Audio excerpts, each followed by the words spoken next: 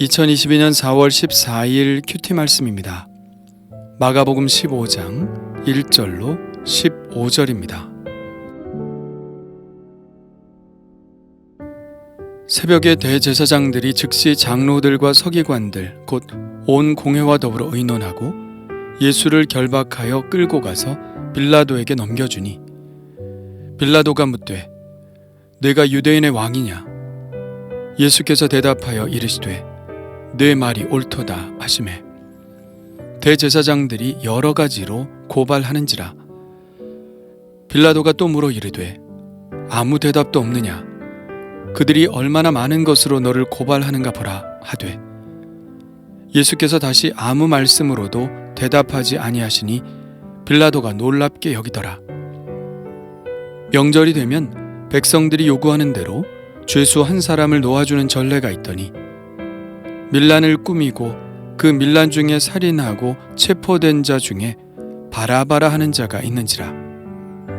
무리가 나아가서 전례대로 하여 주기를 요구한대 빌라도가 대답하여 이르되 너희는 내가 유대인의 왕을 너희에게 놓아주기를 원하느냐 하니 이는 그가 대제사장들이 시기로 예수를 넘겨준 줄 알미로라.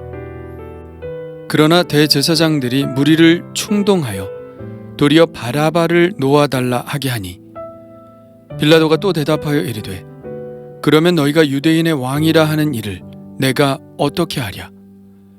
그들이 다시 소리 지르되 그를 십자가에 못 박게 하소서. 빌라도가 이르되 어찌미냐? 무슨 악한 일을 하였느냐 하니 더욱 소리 지르되 십자가에 못 박게 하소서 하는지라. 빌라도가 무리에게 만족을 주고자 하여 바라바는 놓아주고 예수는 채찍질하고 십자가에 못 박히게 넘겨주니라. 아멘.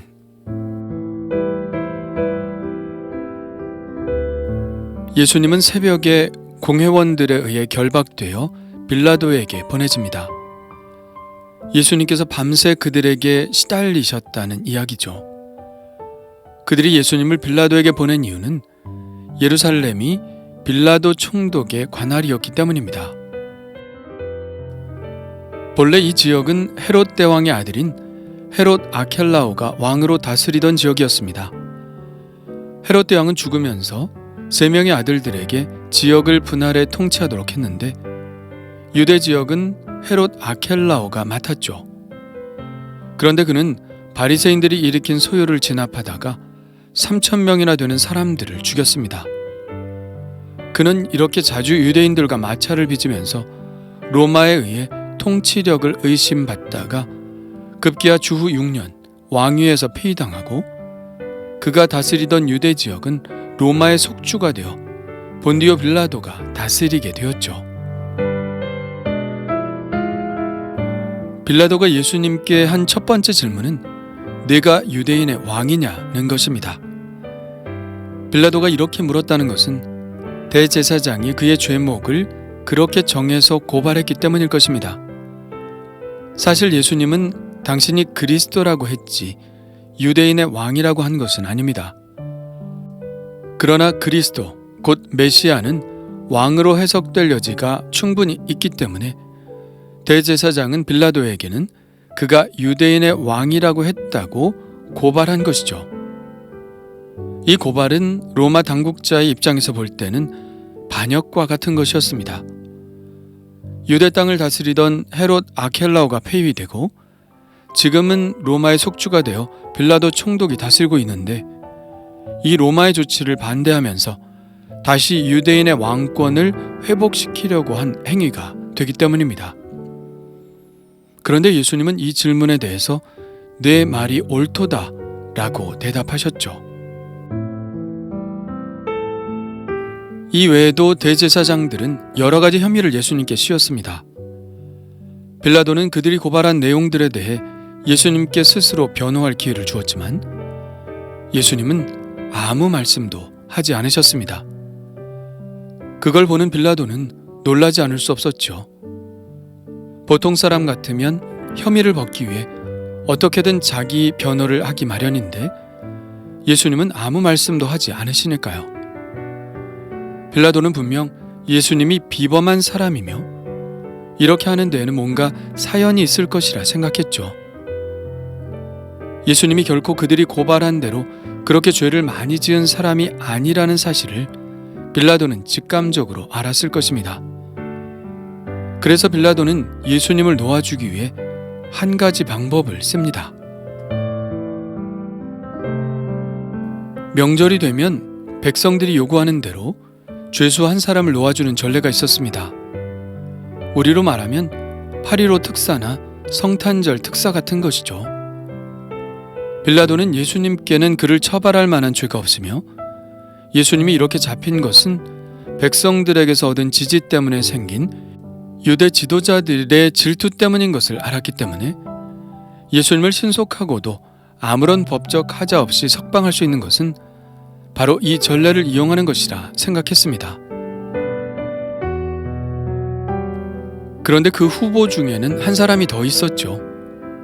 일단의 무리들이 빌라도에게 와서 바라바를 석방하도록 요청했는데 그는 밀란을 꾸미고 그 밀란 중에 살인하고 체포된 자였습니다. 빌라도는 이 사람을 석방할 마음이 추호도 없었죠. 예수님보다는 이 사람이 로마에게는 훨씬 큰 위협이 되었습니다. 그는 순진하게도 사람들도 자기와 같은 생각일 줄 알았습니다. 예수님은 크게 드러난 죄가 없고 단지 지도자들의 시기심을 받은 것이니 일반 백성들은 예수님을 놓아주기를 원할 것이라고 생각했죠. 그러나 이것은 오판이었습니다. 유대 대제사장과 공회가 치밀하게 준비한 것을 알지 못했습니다. 그들은 이미 대중들을 선동할 사람들을 곳곳에 심어놓았죠. 빌라도는 사람들에게 이렇게 묻습니다. 너희는 내가 유대인의 왕을 너희에게 놓아주기를 원하느냐? 질문에 빌라도의 의도가 드러나 있죠. 바라바가 아니라 예수를 놓아주기를 원하느냐고 묻고 있죠. 그러나 무리들은 전혀 그가 예상하지 못한 반응을 나타냅니다. 바라바를 놓아달라고 소리쳤죠. 그러자 빌라도는 다시 그들에게 묻습니다. 그러면 너희가 유대인의 왕이라 하는 일을 내가 어떻게 하랴? 그러자 그들은 그들이 하고 싶은 최종적인 목적을 드러내었습니다. 크게 소리를 지르며 예수님을 십자가에 못 박으라고 외쳤죠. 그래서 결국 빌라도는 예수님을 채찍질하고 십자가에 못 박히게 넘겨줍니다. 그런데 빌라도가 재판한 재판의 기준은 무엇이었을까요? 15절은 이렇게 말합니다. 빌라도가 무리에게 만족을 주고자 하여. 본래 재판은 죄를 밝히고 그 죄에 상응하는 형벌을 주는 것입니다. 죄가 밝혀지지 않으면 무죄를 선고해야 맞는 것이죠. 그러나 세상의 재판이 다 이렇게 정의롭게 이루어진다면 억울한 사람은 하나도 없을 것입니다. 많은 재판들이 이런 기준에 의해 행해지고 있지 않죠. 빌라도가 재판한 재판은 결코 사법적 판단이 아닙니다. 정치적 판단이었죠. 정치적 재판일 경우에는 무죄가 유죄가 되고 유죄가 무죄가 되는 경우가 빈번합니다. 하나님 보시기에 굉장히 악한 죄에 포함되죠. 지금도 정치적 판단에 의해 많은 사람들이 감옥에 가 있는 경우가 있습니다. 예수님은 그들의 그런 마음을 잘 아실 것입니다. 예수님이 바로 그런 억울함을 당했기 때문이죠. 어떤 사람들은 빌라도가 그래도 예수님께 대해 호의적인 생각을 가졌다고 말할지 모르겠습니다. 단지 유대 백성들에게 떠밀려서 그렇게 할 수밖에 없었다고 말하죠. 그러나 그렇다고 해서 빌라도가 죄가 없을까요? 그가 죄가 없다면 우리는 매일 사도신경을 이렇게 고백하지 않을 것입니다. 본디오 빌라도에게 고난을 받으사 십자가에 못 박혀 죽으시고 그의 이름은 가룟 유다와 함께 가장 불명예스러운 이름으로 오고 오는 모든 세대들에게 회자되고 있죠. 그의 죄 때문입니다. 어떤 죄입니까? 법적으로 판단하지 않고 단지 군중을 화나게 하지 않기 위해 판단한 죄입니다. 유대 땅에 부임한 로마 총독의 제1의 관심사는 유대 땅에서 아무 일도 일어나지 않는 것입니다. 마치 공무원들이 무슨 문제가 있어도 쉬쉬하며 숨기는 것과 마찬가지죠. 유대 땅에서 헤롯 아켈라오가 폐위된 이유가 무엇이었죠?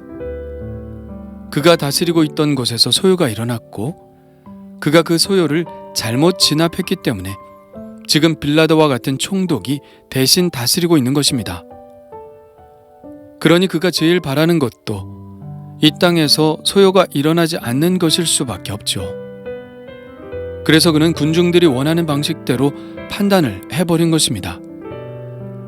결국 그는 백성들의 압력에 의해 그렇게 하였다기보다는 자신의 일생상의 안녕을 위해 그렇게 한 것이죠. 한마디로 말하면 그는 비겁했던 것입니다. 거짓 증인들이 하나님의 형벌을 면할 수 없듯이 그도 결국 양심에 반하는 거짓 판결을 했으니 하나님의 형벌을 면할 수는 없겠죠. 우리도 가끔 정의를 바로 세우기보다는 좋은 게 좋은 거다 하고 넘어갈 때가 많습니다. 그런데 그런 판단이 서로가 다 좋아 윈윈 하는 것이라면 허용할 만한 것이지만 자기들끼리는 좋은데 그것 때문에 다른 사람이 피해를 보게 된다면 그것은 분명 하나님의 형벌을 면할 수 없는 죄가 되죠. 법원 앞에 있는 정의의 여신상의 눈이 천으로 가려져 있는 이유가 무엇입니까? 사람 보지 않고 돈이나 뇌물 같은 것에 휘둘리지 않고 오직 손에 든 천칭의 감각만을 의지하여 판단하겠다는 것 아닙니까? 그것이 바로 하나님이 원하시는 정의죠. 그렇다면 나는 어떤가요? 귀찮은 일 만들지 않기 위해 누군가를 희생시키고 있지는 않나요? 나의 일신상의 안녕을 위해 불의를 그냥 대충 넘기려 하지는 않나요? 그렇다면 우리도 빌라도와 그리 다르지 않은 것 아닌가요? 주님 감사합니다. 비극은 한 가지 사건이 일으키는 것이 아닌 것 같습니다. 여러 가지 불의가 연속적으로 모아져서 비극이 일어나는 것 같습니다. 대제사장 무리들의 시기심, 가룟 유다의 배신, 제자들의 비겁함, 빌라도의 안일함, 백성들의 군중 심리, 이런 모든 것들이 합쳐져서 예수님이 십자가에 못 박히셨습니다. 혹 지금 일어나는 비극적인 일에 나도 모르게 나 자신이 개입되어 있는 것은 아닌지 섬뜩하기만 합니다. 주님의 정의로우심에 대해 민감하게 하시고 옳은 판단을 하는 사람이 되게 하여 주옵소서. 예수님의 이름으로 기도합니다. 아멘.